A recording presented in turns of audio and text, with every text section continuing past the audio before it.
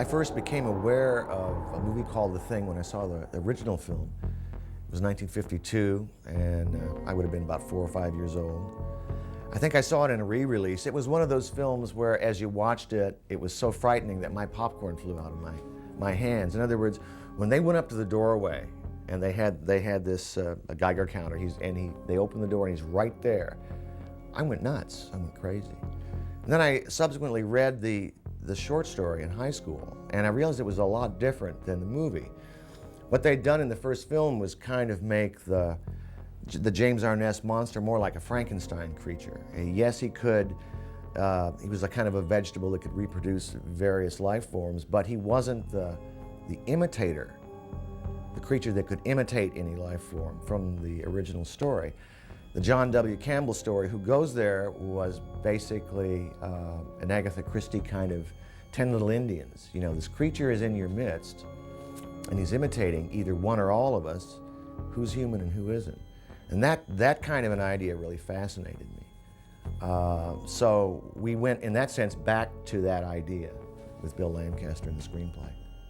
John Carpenter was always our first choice. Stewart had some relationship with him through school, through USC Film School, I believe. I knew John's work, I did not know him. And so we had a meeting with him, and he immediately said, yes, yes, yes. And as soon as we had finished Escape from New York and it was being released, I started to work on The Thing. And we started writing from scratch. Basically, Bill Lancaster wrote an original screenplay and started all over again. There were several drafts of, Toby Hooper had done, I can't remember his name now, his partner had done a draft, and there had been some short story treatments by various people. But we started over, and the studio liked what we were doing and approved it, and off we went. I was reminiscing the other day, it was the longest prep that I've had on a movie, and I haven't had one as long since. It was from the time I started going in an office to the time the movie was released, it was over a year. And the business has changed so much now that they'll only give you, they try to shorten your time on either end. They try to make you do it really quickly. That was one of the luxuries of The Thing, was to have that much time to work on it. Well, the short story itself was, I wouldn't say it was a really great one, although it's a very admired one in the science fiction realm, back in the late 30s. And I think it was the first story to deal with this shape-shifting, body snatcher type element and all that stuff. Curiously, that's not what 100% attracted me to the piece. It was more the ambiance and all the characters involved and the mood of it, and the enclosure and elements of the paranoia. And the short story was a stepping stone to take advantage of all those kinds of elements. From the story and the film, I loved the idea of being trapped in Antarctica. These people working up there for whatever reasons. Horrible winter, freezing conditions, cold, and there's a monster lurking.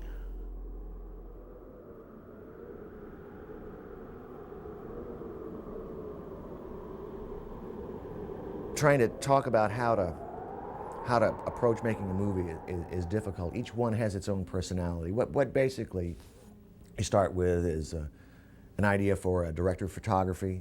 You want to begin meeting production designers. You want to begin the process of setting up how to make the movie. And one of the big keys to me in making The Thing was discovering John Lloyd. You see, I had come from low-budget filmmaking, and I had never really worked in a studio situation, and John came along with enormous enthusiasm and knowledge and a great eye. Well, essentially, I was working for Universal Studio at the time, and the script came across my desk, and I read it and said, my God, this is probably one of the best science fiction films I've ever read in my life. And then I heard about John Carpenter, and he was coming on the lot, and I heard about his reputation. And I made a connection with one of the production managers to talk to him and then arrange an interview. And I took my drawings and things up and talked to John and ended up getting the show. I met John, I'm not sure what year it was, but it was just before Halloween. It was for Halloween. Deborah Hill introduced us, and John decided that, you know, we would probably make a good team, and so we worked on Halloween. And that, I guess, was such a good experience for both of us that we began a series, you know, and I worked on The Fog and Escape from New York, and then subsequently The Thing. And so I guess we went through a sort of that formative period together. You know, the work I did with John and the pictures we did together, I think was at that period some very challenging ones for me, and also a lot of fun because they allowed us to sort of experiment and work on, you know, visual style. Basically, it's a process of lining up the people to do the movie. And one of the crucial decisions we had to make was on the special effects and whether or not to hire, what kind of an effects person to go with and what kind of a concept to go with. And I chose Rob Bottin. I saw Halloween, and I instantly became a John Carpenter fan. He was, you know, that film is just amazing. It amazed me. And I had the fortune of working on a picture, which was a Roger Corman film, Rock and Roll High School. I met Dean Cundey. He did an amazing job on Halloween. I was also a big fan of him as a cinematographer and director of photography. And I begged him to introduce me to John Carpenter. You know, I said, I gotta work with this guy. So I went in and I met John, and he was shooting The Fog. And I said, you know what, do you have any creepy kind of characters that, you know, are in this movie? I said, I'd love to play it. You know, you got anything like the guy with a mask in Halloween or whatever? He says, as a matter of fact, I do. You know, and actually just sort of burst in on this meeting, you know, and he's going, who's this guy? To Dean, right? And I'm like going, I'm your big fan, right? And, you know, I asked him this question, then he said, stand up. I thought he was going to say, and get out, right? You know, when I was hitting him up for this, this part, you know. And he looked at me a second, he goes, you got the job. Be there tomorrow. You know, you got to do this with the makeup, this. So I got to work with him, and I was very happy, and we had a good working relationship and really had a lot of similar interests and things. And he said, guess what? He goes, I'm going to do a movie called The Thing, you know. And I said, you kidding me? You're going to remake The Thing? And he said, yeah. He says, that's the idea. You know, and he says, I want you to make The Thing. Right, and I went, oh my God, this is fantastic, you know. And, you know, actually, after I did The Fog, I actually did a picture called The Howling. And it was such a big success for me. And I was about 20 years old when I did that. And I think I finished up the project when I was 21. And John saw the movie, you know, and he called me up one day and he said, you got to get in here. We're doing the movie now. You know, we're doing The Thing. You know, you got to get in here. He came in with a wild concept, which is that the thing can look like anything. It doesn't look like one monster. It looks like anything. And out of this changing shape, this imitation, comes all the creatures throughout the universe that the thing has ever imitated, and it uses these various forms. And Rob was very daring in his approach. I must say, even sometimes I was doubtful as to whether he'd pull it off. He goes, I got an idea. He goes, we got a great storyboard artist on this movie named Mike Flug, right? And you know, and he says, you should go down to the Universal art department, meet this guy. And I said, Mike Flug? You mean Mike Plug? You know, like that? And he goes, Plug, you know what I mean? He was really, John's a funny guy. You know? He's like, oh, whatever. He goes, he's a real funny guy, you know? And I said, yeah, I go, he did a lot of great comics. You know, this guy's like, you know, I'm a big fan, you know, because I'm like, you know, rabid comic book collector ever since I was a little boy. And I said, God, you know, Mike Plug, cool. You know, so he says, yeah, why don't you go down there and tell him what you just told me? And he goes, what I want you to do is sit there with Mike. And he goes, and I want you to go through all the scenes. And I want you to show what it is you just told me shot by shot. And he says, because he goes, that's the only way we can do this thing, right? So it took a couple of weeks to get all this stuff down. Then, after we had finished the storyboard process, I piled them all up, went walking back up to, Carpenter's office. And he said, "Let's see what you got," like that. And we pinned them all up on the walls, covering all of his office walls. Then again, he looked at me and he said, "Do you know how to do all this stuff?" And I said, "No." So that was really the challenge of that picture. And what was great about it was that John actually did give me a great opportunity to say, "Hey kid, go nuts, and use your imagination." And he was so supportive during the whole process that it was just, a real amazing thing to happen to a 22-year-old. Well, we started casting the thing and realized very quickly that we had to be realistic. And although there are women who work in the Antarctic, and that would be a real thing to put them in there, it's more fun, I thought at the time, to make this an all-male movie, simply because you wouldn't have to deal with that issue. They had a couple of women in the Hawks' version. And I thought maybe it would be more of a streamlined approach in an all-male movie. I hadn't seen one in a long time. And I started casting with Kurt Russell wanted to play the lead. And he was the kind of linchpin. And then we just looked at every good actor we could find and assembled a great cast. John was trying to cast the role of MacReady, and we spent some time together talking about that, trying to think of other actors. I wasn't involved with the movie. And he was casting the movie and had some of the other roles cast pretty much when he was not finding what he wanted for MacReady. And I gave him some suggestions, and we just as friends, we were just talking about it. And then I guess it was about 3 weeks to go, or a month, maybe less than that, he came to me and he said, what would you think about playing it? And so then I really read it and said, yeah, I thought it'd be a lot of fun. At that time, we were going to try to do definitely a strictly ensemble piece where MacReady was just one of the group and very slowly came out of the group to have to sort of deal with the thing at the very end. And that kind of changed slightly once we discovered that we had, these makeup and these wardrobe problems where everybody looked the same. I was asked to come in for another role. For the life of me, I can't remember what it was. And after I got there, John and I were talking, and we had known each other socially a little bit. And I said, "Listen, what are you thinking about Clark, the dog handler?" He said, "I haven't really focused on that role yet." And I said, "Well, that's the one that interests me the most." And he said, "Really?" And I said, "Yeah." He said, "Why?" And I said, because there's something about him, the fact that he's more connected to the animals than he is to the people. I see him as a kind of loner, sort of strange other entity in the group. And I think he liked that, and I liked the fact also he was sort of the red herring, the one that everybody thought was going to be the carrier.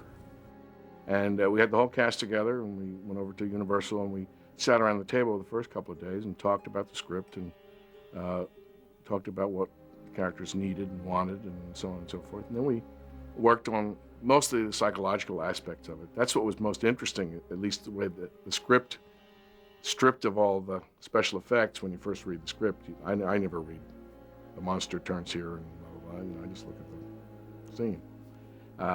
So we had a chance to work on that first, and probably good, because once we started shooting, the technical aspects began to take predominance.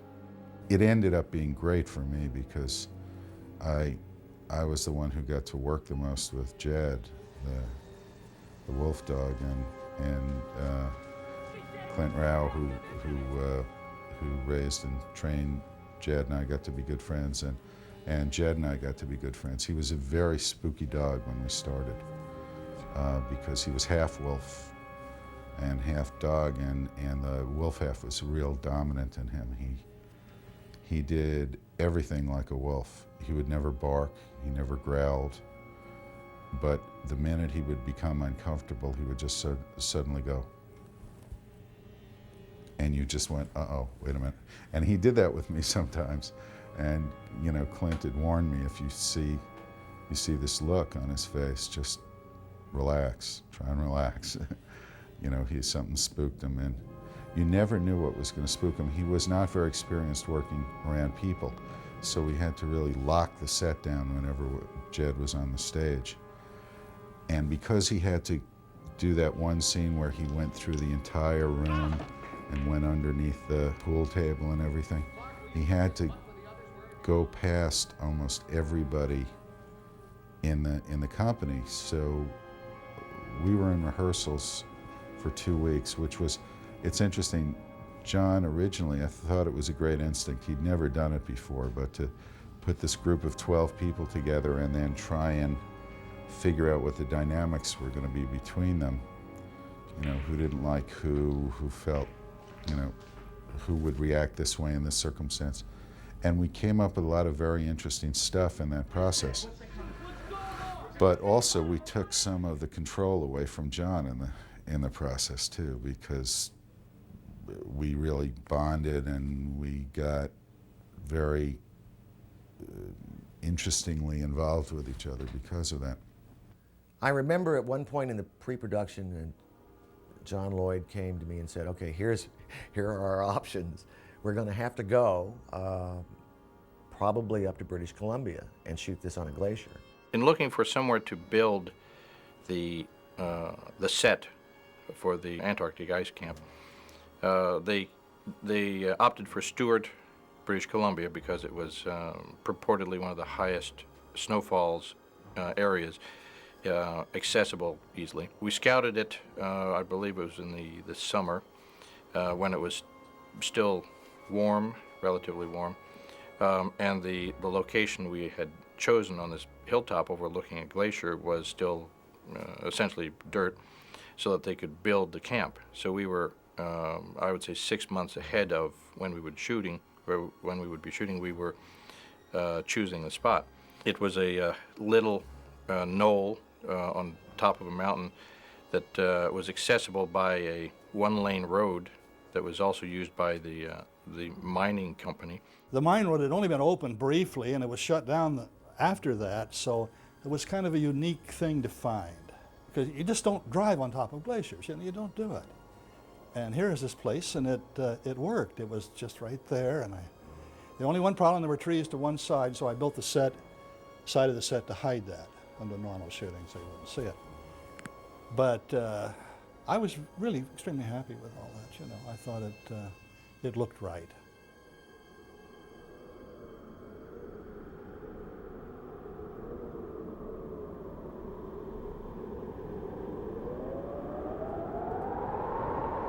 My responsibilities were the opening title sequence, which involved fabrication of the miniature spaceship, which was actually built by a person named Susan Turner. This is a spaceship from the opening sequence of The Thing, used in 2 shots. It's principally made of ABS plastic. I made it out of that so we could help hold all the heat that would be generated by these 144 lights we have circulating. It has a lot of brass etched pieces, including the grill around the outside, the vents, the dome, the exhaust. I did that because I wanted maximum detail possible, which is not possible, in my opinion, with styrene. I like the brass. It's painted with many shades of gray. It's airbrush painted by hand, masking techniques. There's also a light in the dome, which is made of hammered brass. It was actually flat when it was etched, and it was hammered into shape in wood form. I wanted you to be able to see the lights at a continuous intensity through the grating, instead of little hot spots or what you usually would get with a grain of wheat light. And there's infinite values of intensity and speed on this too. So when we got in and saw what speed we needed to have it go at to give the right effect, we would have the option of making the lights go faster or slower, or be brighter or duller.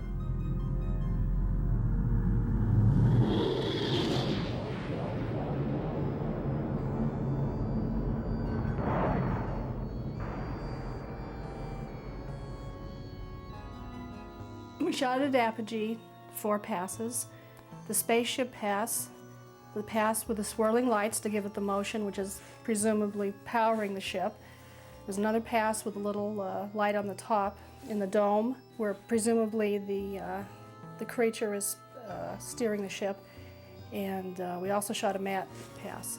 The actual title itself, when I did the effect for the title, what I used when the title comes, you know, the spaceship flies by and then the title comes and burns on, the way that that was done, we had like a fish tank that was about, I don't know, 4 feet wide by 2 feet high. And I put smoke in the fish tank, and then on the back of the fish tank I put the title, The Thing. I drew it on an animation cell. Behind that I had a piece of garbage bag plastic, which I stretched over a frame. And behind that I had a light, which was pointed up through the letters.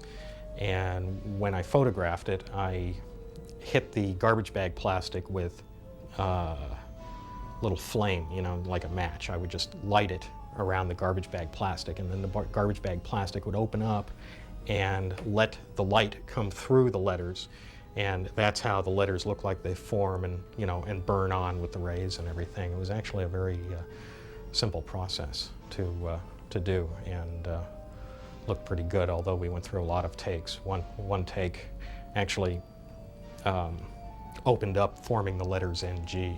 I delivered the spaceship to Universal, to Al Whitlock's shop, and that's what they used to paint from. I worked with Albert Whitlock for the first and only time I've worked with him. I've been a great fan of his work, and he's a man of unique talent. He does amazing things with paint and brush. And he did for us. He created this giant flying saucer in the middle of the snow at a scale we couldn't do. And he solved some lighting problems for us, because painting a snowscape with the correct light on it is not as easy as you might think. We had to do a lot of work on that. But I'm extremely proud of what he did, and it worked out great.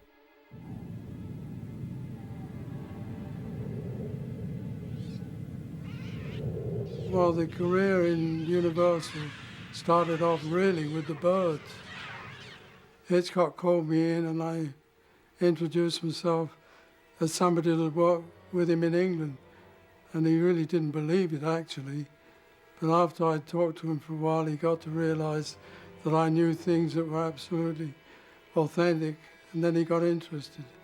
Well, after that, there was Torn Curtain, Marnie, all the films that he worked on, that he made after that, I did work on. Because he liked doing match shots. I mean, he liked doing anything like that. Earthquake was a very difficult movie, in as much that Universal indulged in the luxury of booking films into the movie houses before they were even started. So it was a 12-week schedule, and there were 40 pieces of film to be done. Hindenburg lasted almost a year. But there were 70-odd scenes on that. In fact, the whole film was... George Scott, at the end, when the film was finished, said it's his picture, not mine. Well, Albert Whitlock, I had met on the Hindenburg, because I had been kind of liaison with Albert on the Hindenburg, and I knew Albert very well, got along with him very well, and really was, I think, one of the shining periods of my career that I got to watch Albert at work and watch him do all his magic. All of the matte paintings had an appropriate storyboard, so you knew generally what you were supposed to see.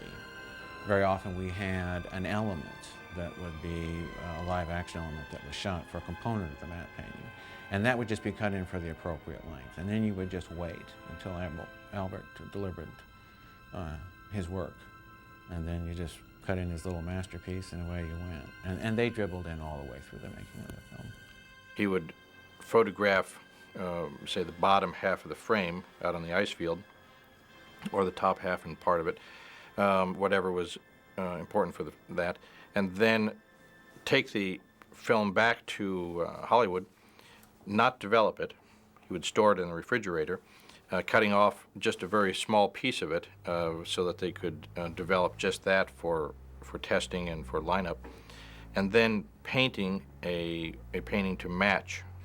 So it was actually an interesting process for me to go through. I've worked with him subsequently a couple of times to look at really sort of one of the Hollywood masters and how he did his particular technique. Well, essentially what we did is we just built a portion of a spaceship. And we planted then Albert Whitlock created this larger spaceship out of it. But the big problem was getting the spaceship there. We had to hook it to a helicopter and drop it.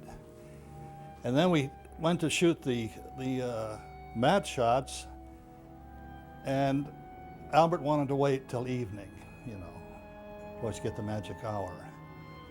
And we waited too long. And the helicopter came, was waiting, and we waited. And finally, Albert says once more, and the guy said, "Now look, this is it, we're leaving." And so I remember we all had this heavy gear, and we tried to get in the helicopter, and I couldn't get the door shut. And so regardless of that, we took off. I mean, that was it. It was the end of the day. And then the guy gets partway toward the camp, and he said, "My God, I think I'm going to run out of fuel," you know. And then I say, "Well, if we run out of fuel, what will happen?" "Well, we'll just land." He said, "Well, spend the night." And I can imagine spending the night in this helicopter with 6 or 8 people, you know. But we didn't. We finally made it back, and everybody was happy, except the pilot. He said we didn't realize, you know, really what kind of trouble we were in. But again, ignorance is bliss in most cases. That we had to find a piece of high ground on the back lot, because I didn't like working from a tower, unnecessary anyway, because the back lot at that time was very plain and very hilly. So we found a high spot and laid the sheets out and just placed the people in the appropriate position. The vital issue in making a match art work is having things standing in space. If it doesn't look as though what you're painting is actually in space, dimensionally in space, receding from you, which doesn't necessarily simply mean the dissipation of color and tone. That's simple. But still, to get the feeling that it's there standing in space, if you don't achieve that, you don't achieve anything. It just looks like a painting. Remains two-dimensional. That's the main thing you're aiming at. Clouds, of course, help you get that.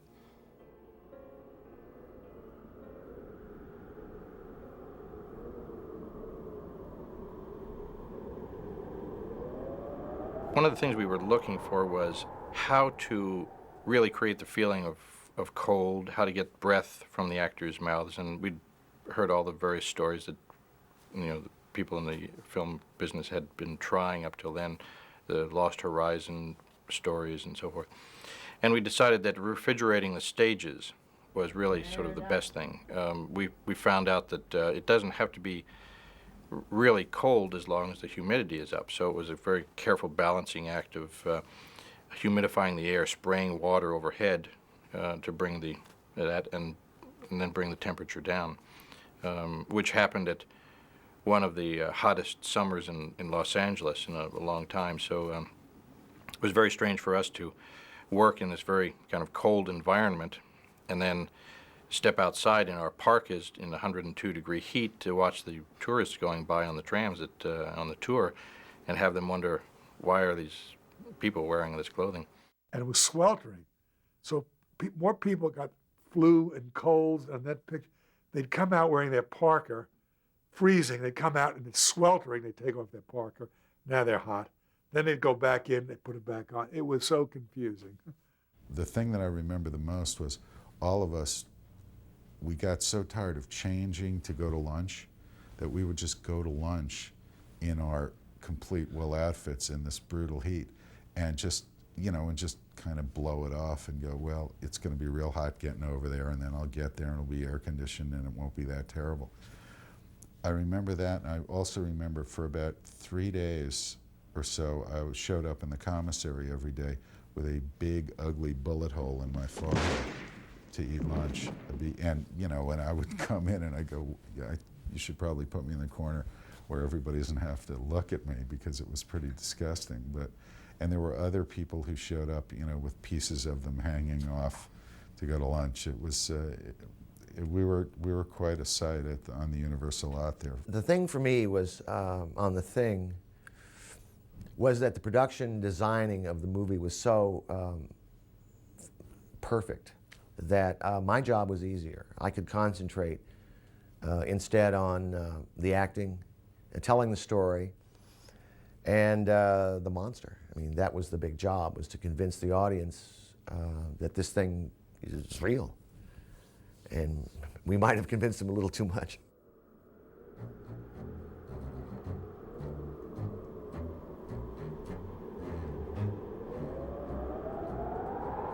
Rob Bottin has a great sort of strange imagination, and of course his characters likewise, the creatures and so forth.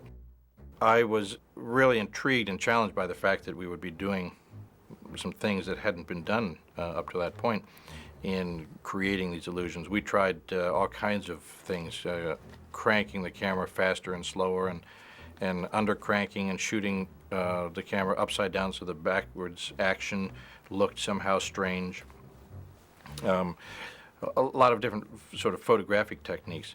One of the tricks with working with rubber, whether it's, you know, a mask or a makeup appliance, or whether it's a completely fabricated creature, is lighting it carefully so that it looks real, so that there's you don't give away the tricks, the little seams and the paint and the wires and all of the things that are necessary to make it work. And Rob was always very sensitive about his creatures. There was, you know, whether there was too much light on them. We always sort of joked that if it was up to Rob, he would build the creatures, you know, to be incredibly interesting and imaginative, and then not put any light on them because he was afraid of showing them. So it was always a case of Rob wanting less light. You know, so we developed techniques of little tiny spots of light and shadows and all, so that you never really looked blatantly at a rubber creature. I went to visit Rob on the set. He wanted me to help shoot some tests that he was doing of his vibrating dog, and I think when I got there, there were so many 5-gallon pails of KY jelly all over the place that it's like my impression of the film was, gee, I never knew that you could like buy KY jelly in you know, 5-gallon pails and have so many of them, you know, in any one place. You know, they used so much of it, I believe, on all of his creatures. That's kind of what I think of when I you know, think of working on the film. And you'd walk into their model room and you'd see what they were going to eventually come up with, you know, because they would model them in clay, I guess, before they started the work on making you. And it was incredible to see. And I must confess, I think I spent about 10 days with them, all told. They molded my face in a lot of different expressions. They molded my hands, my legs, my torso. They even took photographs of my chest without a shirt on, and they assigned one person to make the hair pattern match. And it was so good that the day we shot the sequence of my chest exploding, I was inside the examining table that my body was supposed to be lying on, so that my head was out. It was really my head, my neck, my shoulders, and my arms, and everything else was the model. And Richard Dysart is an old pal of mine who played the doctor, the medical doctor, came in that morning, and I was already in the harness, and he said, "Put some clothes on that guy, for God's sake, it's disgusting." And he came running over, and it wasn't until he was right on top of me that he realized that was fake. It was so incredible. When I see the picture, I know what my chest hair pattern looks like from looking at myself in the mirror for 50 years. I'm shocked at how accurate it is. And actually, it was very funny because it was a one-take situation. We had to make him up and blend this whole body off that had this interior mechanism that would rip open, right? And what happened was, of course, take one goes awry. You know, after, 10 hours of makeup, right? And Charlie's sitting inside this box and is working on him and stuff. The cameras are all set, tweaking the lighting, getting it all set up, putting little beads of sweat on him and fixing his hair, making sure the rubber doesn't look too shiny and all this stuff. John says, action, right? The thing rips open, and I wanted to have like a lot of saliva flying all over the place. And unfortunately what happened was it looked like a fountain in Las Vegas. It came out and it just looked like there should be showgirls dancing out of his stomach and stuff. And John goes, cut! Thank you very much, Mr. Bottin. Like that. He goes, what happened? He goes, that was horrible. Like that. He goes, it looked like a fountain in Las Vegas, right? And Charlie's going like, wait a minute, do we got to do this all over again? I look at him and I go, yeah, Charlie, really sorry. And John goes, wait a minute, what do you mean? And I go, well, the stomach ripped open. We got to, take this all apart and put a whole new one on. And John goes, we got to do this tonight. And I'm going like, oh my God, So on the thing, take 2 meant hours, right? So we had to, clean Charlie up, take him out, put a whole new skin on this thing and come back and do it again. And the second time we got it, when it ripped open, but that wasn't the end of it. And it was about 6:30 or 7 by the time we got the second shot. I spent the entire day strapped in this harness.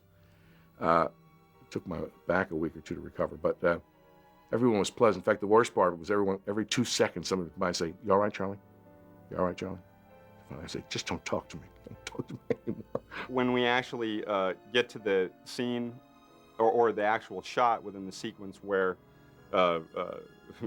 Norris or Charlie, has his stomach open, and it's actually going to bite down on the doctor's arms. What we did is we came in on a shot where you would actually see the mechanism open, and we had, the doctor, actually put his arms in there and then start to close the machine, right? And then we cut. And what we do is we come to another angle, right, where we've actually replicated the doctor's arms perfectly, making it out of Jell-O, right? We made the arms out of Jell-O. We had wax bones built into the arms, and we had rubber veins and gelatin veins and all this stuff, so it was like, living tissue. And at this point, what we did was we actually took a mold of the actor's face that was playing the doctor. And what we did was we actually found a guy that had no arms. So his arms were actually cut off here, right, in an injury, an industrial accident, right? And very, very great guy, this guy. And we basically made a prosthetic that actually looked exactly like the doctor and glued it on this person's face. And we glued the gelatin arms onto his arms, right? So we have him in there, and what happens is the stomach is actually hydraulic, so it's made out of something that would be like, same device that a tractor works with and can pick up, a lot of, weight. And when this thing slams shut, it actually rips right through the Jell-O, punctures the plastic veins, which sends blood flying all over the place. And then the actor with no arms, pulls his arms out, and now he's just got the prosthetic damage, on, and blood shooting all over the place, and that's a really good shot in the movie. That one was really tough to do and very inventive, very tough to do. I would even be scared to do that again. That sequence is so etched in the minds of people who see this movie. Everywhere I have ever been in the world, someone has spoken to me about it, and I kid you not. Everywhere I've ever been, I do a lot of traveling. Someone comes up to me on the street and speaks to me about that movie and about that sequence specifically. Then we actually had to start getting the footage of his head coming off. And, obviously for this shot, we couldn't use Charlie Hallahan, right? So we actually made like a perfect replica of this guy's head. And fully, animated it, with mechanical effects and whatnot, And in it had a hydraulic ram that would actually stretch the neck out and sever the rubber at exactly a perfect point. And again, this was only like, You could only do it in one take. All right, and when it stretches open and the skin rips, what I wanted to see inside was something that was very reminiscent of like what's in a comic book whenever you see goo stretching or whatever. It's like it's really stringy stuff. So we really didn't know how to make that stuff, you know, and there was nothing that would sort of stretch that far. So what we did was we just started, you know, melting plastic and getting bubble gum, you know, and making this crazy concoction that I'm sure was like so toxic, you know, it couldn't be good for you, right? And what we did is right before the shot, you know, we had, you know, the whole replica of Hallahan's body, and we actually had this goo that we would pile in there really quick. And the whole time it's giving off fumes like paint thinner and lacquer thinner and all this kind of stuff.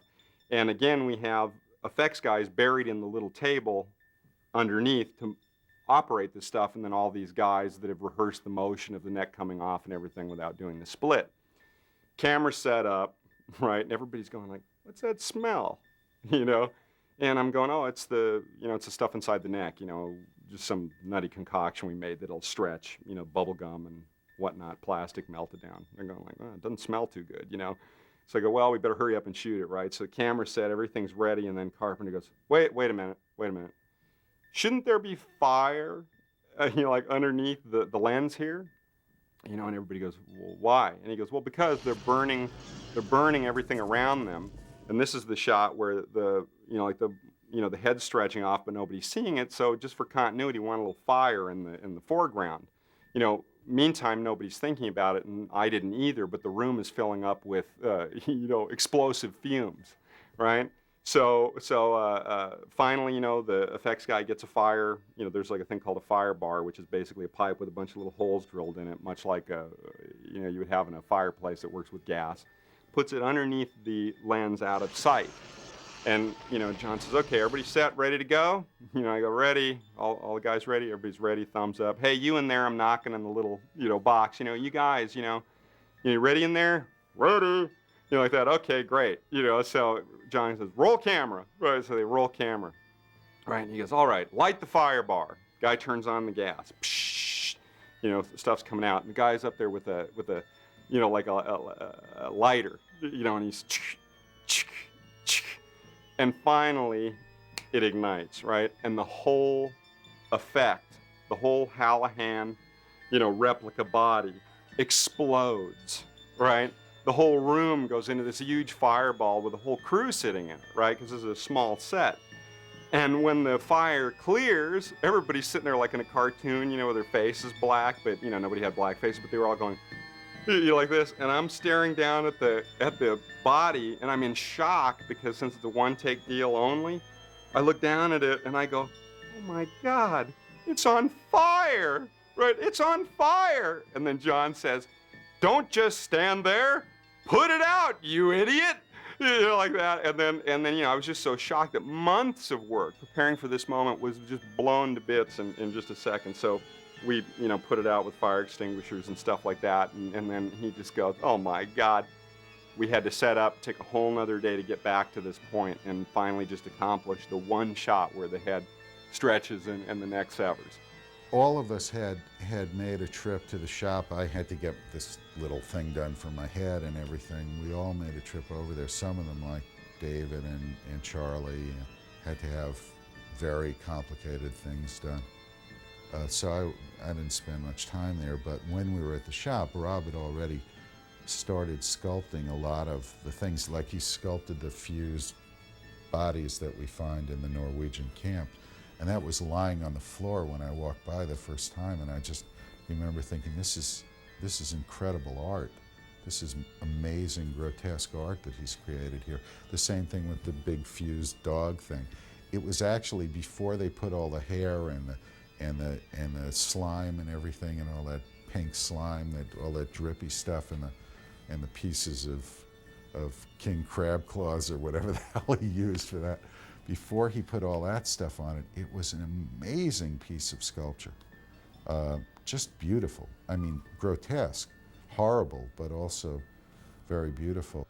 So what I did was I was so, you know, wanting this stuff to come out so great, I actually lived at Universal for a year and 5 weeks without taking a day off. I worked, you know, 7 days a week, never took a day off, you know.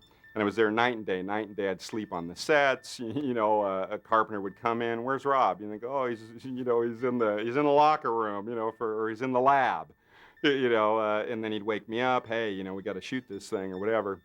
And I ended up, you know, working so hard that I ended up in the hospital at the end of the show. John looked at me and he said, "You don't look well." He goes, "Somebody take this guy to the hospital," right? You know. But since then, you know, I've wised up, and you know, it's I don't do that anymore.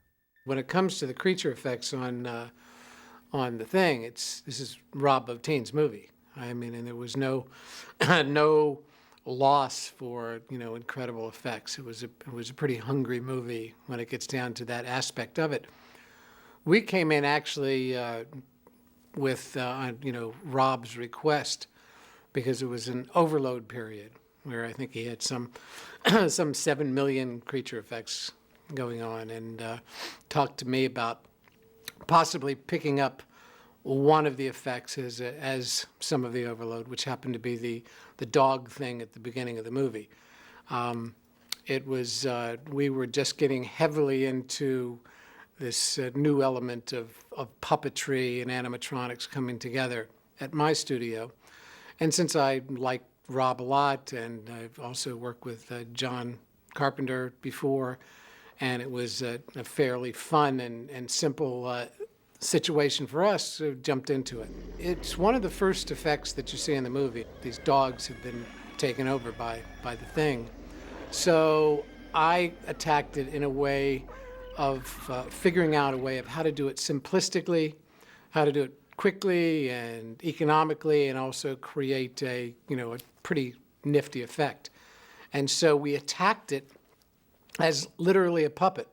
So when you do see this effect in the movie, I remember looking at myself in the mirror and going, how easily can I puppet something if this is the head, because we were just starting to get into puppetry at that point in our studio, and had us do a snapshot of me just holding my hand like this as a human being, so that it was, this is about the most intricate and amazing a machine anybody could build. And then from that snapshot of me standing there just like this with my hand just like this, we designed the dog thing over that. So it was form following function. We did not create freely. We created based on the machine that was going to make this thing work. And when you actually see this dog thing in the movie, you will see that there's this hump, this interesting hump, and this long neck that comes out, and this really cool head that comes around and is snarling and going through all these gyrations. And it has all this wonderful organic movement, and it's basically because all that organic movement is the person inside it who is disguised by the design. So we came up with a concept, designed to that concept, and literally built a really cool hand puppet with an animatronic face.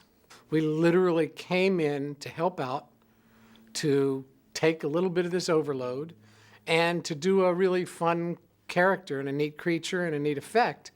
But it wasn't for the credit, and it wasn't for the film. It wasn't my film. It was Rob's film, and he should be very proud of it. I'm thrilled for him, and I think what he did is outstanding. Some of the neatest effects we've seen, and I'm glad that we have a cool effect in the film. The big scene in the kennel when the thing first makes its appearance, and we set it on fire with the flamethrower and then put out the fire, was one of the most exciting things I've ever worked on. Because there were 7 or 8 cameras, 9 actors with fire extinguishers, and we really had to go in and put out the fire. And the stage was elevated 15 feet or so above the floor, so there were real firemen underneath, and there was a lot of safety apparatus for us. But I remember usually the roll 'em, marker, action, and all those cameras clacking, and the flames building up from the gas jets, and us waiting, and then finally the call, and we all went in and really put out that fire. It was really wonderful. The kennel sequence is basically broken into 2 areas, which is one, first the dog transforming in front of the dogs, and then the point at which the humans see it. And at the point at which the humans see it, it was very important to also understand that what again we were looking at was an amorphous shape that, you could really call a thing. So when the big mass or the dog or what it is transformed to pulls itself up into the corner of the ceiling, trying to back up and escape, from these guys and the dogs and everything, it just wants to be left alone. It's got nowhere to go. So basically, these guys are looking at it and they go to torch it, and what happens is it rips open, and then this really strange kind of formation comes out that looks much like a flower. And in essence, if you go back and freeze frame, what it actually is it's not a flower. It's about, like, I don't know how many dog tongues. It's a bunch of dog tongues, and there's dog teeth growing out of the thing. And I wanted something there that, actually, in the mind would sort of be, something the dog used to be and has now, changed into something that is like a twisted nightmare. The burn, I remember the burn when David Clennon's eruption, and then we burned him. That was probably the biggest effect day that we all worked. And the guy who did the burn was I don't remember his name, but he was a specialist at doing these full body burns, and that was very impressive and spooky to be a part of, because what happens is he can't breathe once he's ready to go, because if he does, he'll sear his lungs. He has to do the whole thing holding his breath, and it's all a matter of timing. And then the minute he came off, he had to be put out and immediately, freed so he could draw breath and stuff.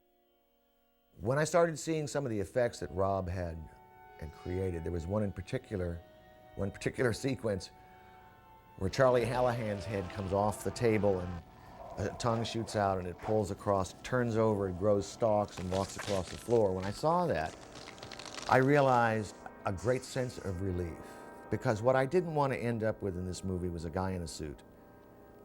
See, I grew up as a kid watching science fiction and monster movies, and it was always a guy in a suit. Or sometimes it was a kind of bad puppet, like It Conquered the World comes to mind right now, Roger Corman's movie, this kind of vegetable monster, kind of going like this woodenly. And my fear was, they'll laugh at us, there'll be a joke. I mean, even as great as the movie was, and Alien was a terrific movie, it's still, in the very end, up stood this big guy in a suit. I don't want to do a suit. I want something that's alive. So when I saw that stuff coming out, I was like, oh man. Now, there were some effects we had to fool with. They didn't work perfectly, because this stuff is not like, as Rob said to me, it's not like ordering pizza on the phone. You have to build it and create it. And sometimes it doesn't work. In our case, I think it did. You gotta be fucking kidding.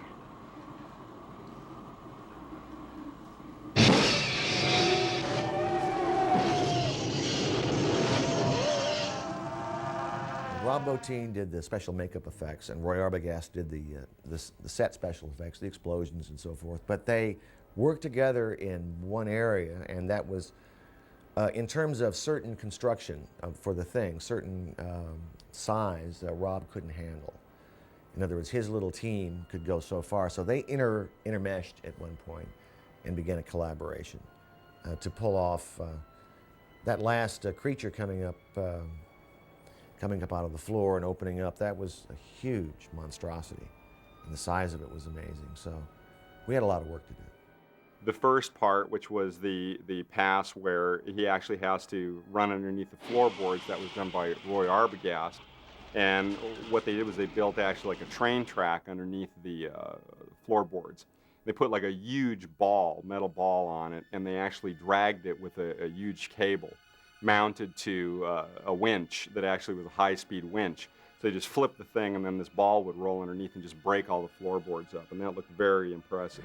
Then what we see is the floor being ripped up, and now we see this image of Wilford Brimley rising up out of this hole, sort of stuck to a huge tentacle, with all these tentacles that are writhing off of it.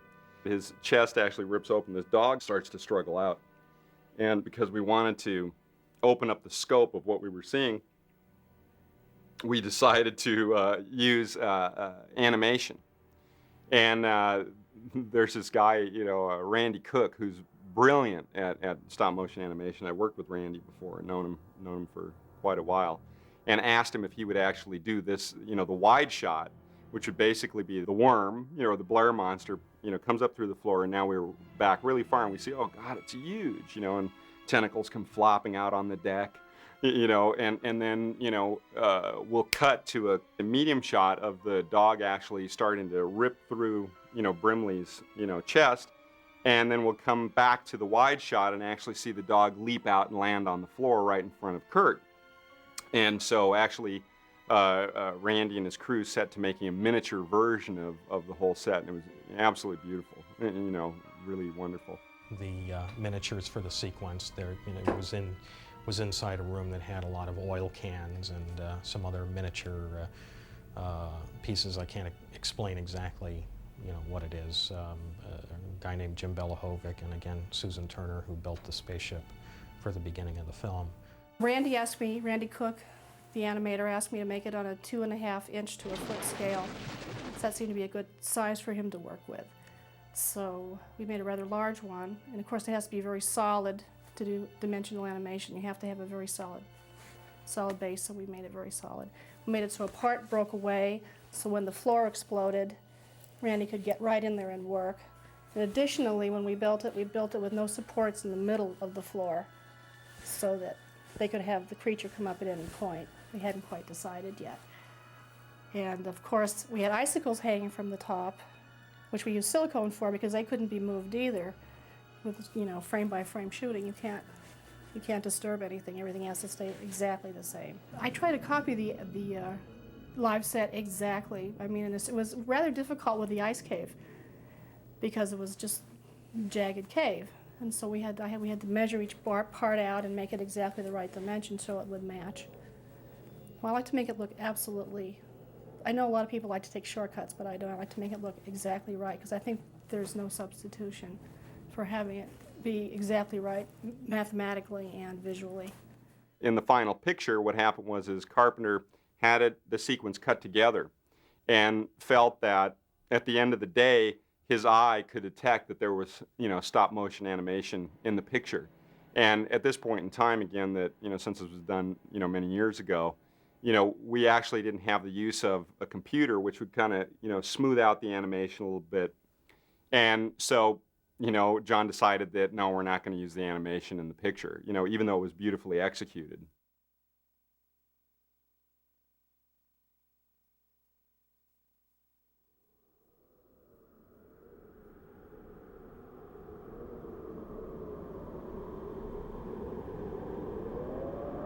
We all met at Vancouver Airport, and then we were going to fly to Prince Rupert, where we were going to get a plane to Stewart, British Columbia.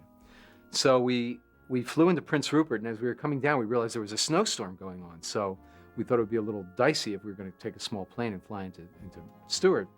So we get into Prince Rupert, and around 11 o'clock at night, they heard the entire cast in this huge, like, Greyhound bus or something. By now, it's continuing to snow, and the snow is getting deep. We're driving along. I remember Peter Maloney was sick from eating something, and everybody was kind of falling asleep. And it's the lull of that bus as it's driving along, and we're all just about out of it. And suddenly, we hear the bus driver yells out, "Slide, slide!" So we all wake up, and the bus literally slides, and it starts going almost like off the mountain. I thought it was going to like bounce off the mountain and ricochet and throw us off the other side. There was no guardrail or anything, and it just plummeted for 1,000 feet because we're in the middle of these snow-covered mountains.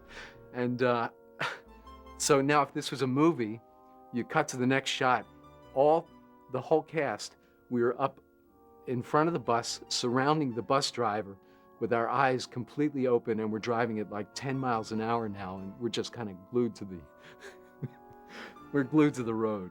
But Maloney's still in the back, and he's sleeping. So about 3 o'clock in the morning, or who knows when, there was like a motel halfway to Stewart. And we were going to pull in there to see if we could get some coffee, make some phone, I don't know what. But it's continuing to snow, so it's really deep. So this Greyhound bus has to make a right-hand turn and then go up this hill into the parking lot of this motel or something.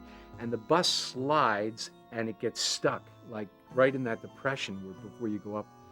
And he couldn't get the bus going. So like we're sitting there and I'm not sure, but I'll take credit. I said, why don't we all get out, lighten the bus, and we can actually push it on the ice or something.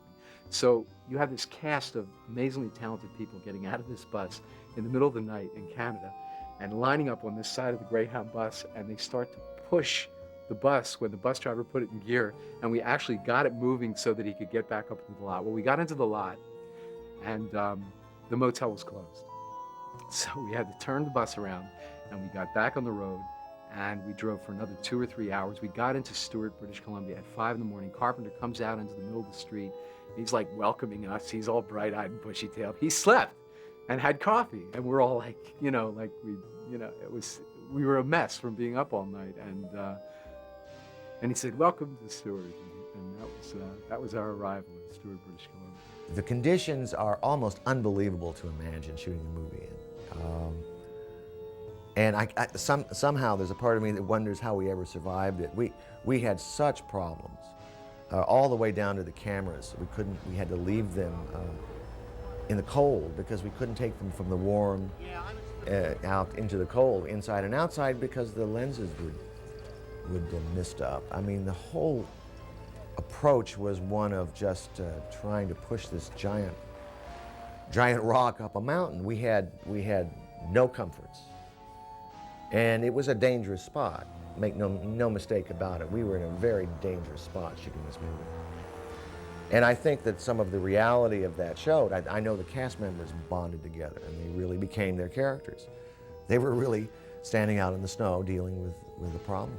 There was a real camaraderie on the making of the film because these guys, the actors got into the business of being scientists working together, thrown together. I would imagine in the real world, a group of people in an isolated environment would have to pull together and be friendly. And we did lots of research. People who go up there for long stays, they'd bring cassettes and records and books, and they would get flown in like videos of Super Bowl games and baseball games. The actors tried to mimic that. They tried to copy that. There's been some great scenes where all 12 men are looking at each other and trying to figure out who's who. If you are my best friend or if you are about to thing out on me and kill me. But my favorite thing in this whole picture is to be able to be up here in a location like this and just be able to shoot up here. It's unbelievably fantastic. When the set was built and then it got snowed in as we had hoped, we were then going up a snowy, icy dirt road, one lane, with mining trucks coming down and radio contact back and forth. So the trip up each morning and back in the afternoon or in the evening was sort of a long, tedious, and sometimes kind of scary trip. It was one of those things that paid off because, we were able to put the set in a location that we would not have been able to otherwise. We lived in the town of Stewart. It's the one of the last ice-free ports, I believe. So they floated a I guess you'd call it a logging camp barge dormitory into the port, and that was the crew housing. It was a large flat barge that had very small cubicles in it with a bed, and it was very much a kind of a college dorm situation for the crew, and I think it made the adventure more interesting, and there was a certain bonding that occurred with the crew.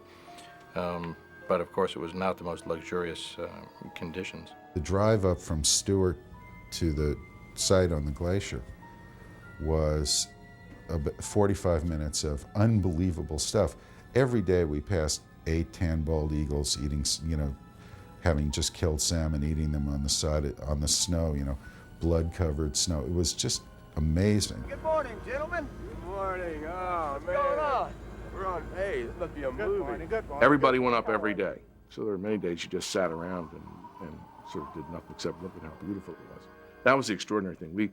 Even though it was 20 below, the gear we wore after a few days of acclimation kept you warm. And you could walk out on these fantastic glacial vistas. We were 3/4 of the way up this huge glacier. And that pale blue color of the ice. It stretched for miles and miles and miles and miles down as it sloped down into the valleys. And the white snow all around you. And just hints of the darkness of mountaintops. It's a sequence of images I've never forgotten, really powerful. I've never been that high up for any length of time in the mountains in that kind of cold weather. It was just gorgeous. So I felt the sets up there gave us a tremendous feeling of place, which was important because the movie's about, on a psychological level, is about isolation. Even though there were a number of us there, each one of those men had his own little trap, little prison that he lived in, cut off from everything else, except the guys around him.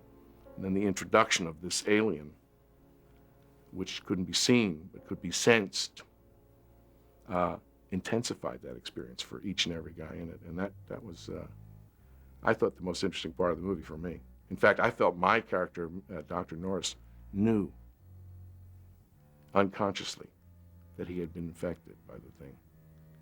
And in fact, in the sequence when they're trying to decide what to do, when everybody's flipping out and running all around the hallways, and somebody, I think it was Tommy Waits' character, had a gun. We had to talk about it, and they wanted to take the control away from Moffat. They asked me. And my character said, I don't know, fellas, I just don't think I'm up to it. In my mind, he was responding to a signal from the inside that he didn't really understand logically, that something was wrong and he was the wrong guy. And so anyway, that business of being up there and seeing that sense that you were really alone, nothing, the wind, the cold, all those elements was fabulous. Hey, oh yeah. Okay. We won't have that white situation over there. Right. So I think we'll be okay. What we might want to do, we could just do a little pullback from, say clear him. Good idea to come back, into here, and then come into the situation here. That sounds good. And maybe put Palmer fooling with the hydraulics in the front of the blade here. All right, good. John Carpenter created a tremendous atmosphere on the set. It was very positive. It was supportive, and it was also, it encouraged you to work hard.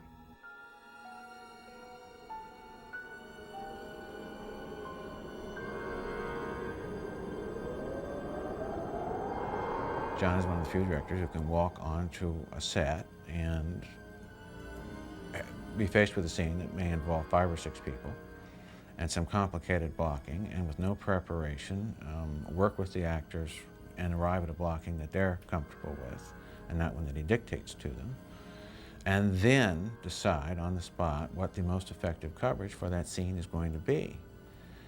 That's a rare talent. In scenes, a particular scene, I think, which evinces that ability is the one in which the blood was in the refrigerator. They found the refrigerator, and all the blood's on the floor. It's been broken open. That's a difficult scene because you have a group of people in a semicircle up against a flat object. And if you think about that, that's an exceptional challenge to shoot effectively. I mean, one can take an easy cop-out and shoot it from within the closure of the half circle, if you will, and take individuals on each. But I think if you look at that scene, it's much more complicated in terms of how he chose to cover it. I was very impressed with that scene. And the one that followed, where Windows runs down the hallway with the gun, which I think is one of my favorite scenes in terms of cutting. Those 2 scenes in particular. And John always gets just the right angles. Very rarely. I can't ever really think of a time in which I would say, gee, I wish I had this, or gee, I wish I had that. And that's a testimony to his ability. This is U.S. Station 31. You read me? Found something in the ice. We need some help down here. Can anybody hear me? something. We found something. We found something.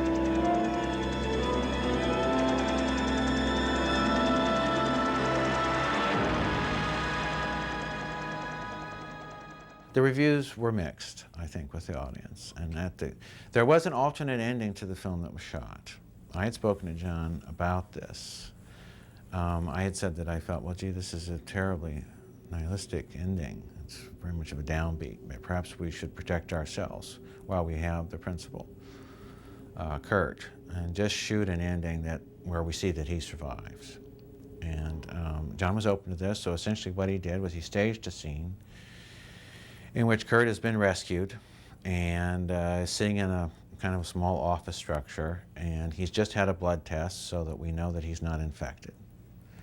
And he has survived this ordeal rather than the kind of mutual death that concludes the film now.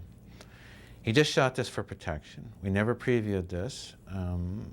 The issue did come up at the conclusion of the 2 previews as to whether we should perhaps try this ending, see how it flew with the audiences, and or make other adjustments on the film. And I think John essentially at that time felt that he had achieved in the movie what he wanted to do. He had made the story of Who Goes There, the short story from which the original thing was adapted. He was much truer to that, which I think was one of his intentions. He was a great fan of the original thing. He and I watched it at least 2 or 3 times. John's probably seen it 50. And it is a wonderful film. But he wasn't trying to do that film. He was, in a sense, trying to go back to the source of it. And I think he felt he had accomplished that. And so that's the way the film went out. A lot of the things, though, that bothered the audience more than the monster were the poking around the monster, you know, and poking around human beings that had been burnt. And it was like we all associated to it in terms of what's like gutting a deer. It doesn't. It's part of life. If you hunt and you take the meat, you gut the deer, and it's. I guess it's ugly the first 2 or 3 times you do it, but then after a while, that's what you do with you take them out, you remove them, and clean it, get the meat clean, and then you cut the meat up. All of that kind of when you're doing it, if somebody's not used to doing it, they look at that and they go, this is horrible. But they don't have any problem going to the store and buying that wrapped piece of meat. So they just don't see the other part of it. So in this movie, you see that part. We realized that those parts were probably going to be, to a large degree, rejected. Again, I thought it was great that John didn't stop doing the movie that he set out to do. And I'm very happy that the movie did find its audience, and that it found its audience 20 years or 15 years later was to a great degree expected. People always come up to me and say, you know what my favorite movie you were in was. I mean, a lot of times this happens, that they come up with the thing as the thing that they like the best. But it's as someone else has probably said, this film found its audience not in the theaters at the time. It wasn't a huge hit. It did okay. But in video and on cable, and since then on video, it has a very loyal, very intense following, and that's always fun. I mean, I've been involved in several of those that haven't gone through the roof in the box office, but in certain ways have an afterlife that's much stronger than films that have gone through the roof at the box office. It was so much fun to be with that cast and that director and that crew. I mean, you had like 60 little boys with helicopters and flamethrowers and guns and a monster, and we're up in the Arctic, and I mean, it was a gas, man. It was like going out and playing cops and robbers when you were a kid. It was just, it was a fantastic experience in a wild and unpredictable place with just once again, I have to say, just a tremendous cast and crew. It was just so much fun. It's a good film, and it'll survive for that reason, you know. Might not be an instant success, but I feel that it has legs in the sense that people will enjoy seeing it, and probably more so as the years go on. I think that at the time when the thing was released, it was an innovative, very kind of unusual journey for an audience. And I think that it came across an interesting phenomenon, which was, at the time, we also had a very friendly alien that came to visit the Earth in the form of E.T. And it was a case of an audience at the time feeling probably more comfortable with a friendly alien, and the fact that that the sort of dark edge of the thing was something that wasn't sort of appreciated at the time. I think the audience's sensibilities always sort of change, and they're now sort of prepared to accept an alien that isn't so friendly in the shape of the thing. I really believe that if they had separated the releases somehow, that it would have been a big hit at the box office. It's since turned into what they call a cult film, whatever, and it seems like everybody has seen it. It's on video or on television or something. It set a standard for special effects. I think that the people who like that kind of movie went and saw it anyway. The interesting thing about the thing, right, and the fact that it was actually done a long time ago, people actually think that the imaging and the special effects and the creature work or whatever hold up to this day, even in the light of the fact that there are computer graphics and things now.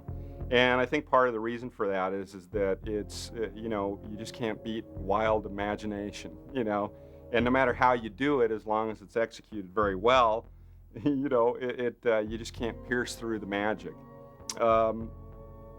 Actually, it's really funny because I watch the movie now and I can completely pick it apart. I can actually look at it and go, I do that differently now. I could do that better, But the fun thing is that everybody that, like I run into on the street or in the movie business or whatever, they always say, do you realize that, your monster creation in the thing was a life-changing monster? Man, I go, what does that mean? And like I even have, kids that actually grew up watching it on video. And they say, yeah, it was just so crazy. And it just sort of made us realize that, you could do anything in the movies. So it's fun to have that part in history as having made something that was so wildly imaginative that it's actually caused others to come up with greater dreams. There are some movies that you do. I've done more, I guess, than my fair share of them. And I do think that maybe that I have to sort of look at that and realize something, that I have a tendency to like movies that aren't going to perhaps be accepted at the time. And if they're done well, though, they will be accepted later on. And I think that with the advent of video, that's a great. I'm very happy about that, because ultimately you're making movies for the enjoyment of as many people as possible. And I like that there's video and that people can take it and make their judgment later on, and perhaps without the politics of the time or without whatever's in the air at the time to set a tone to get in the way of just the project and just the story itself. There's a very somber kind of inevitability to the film.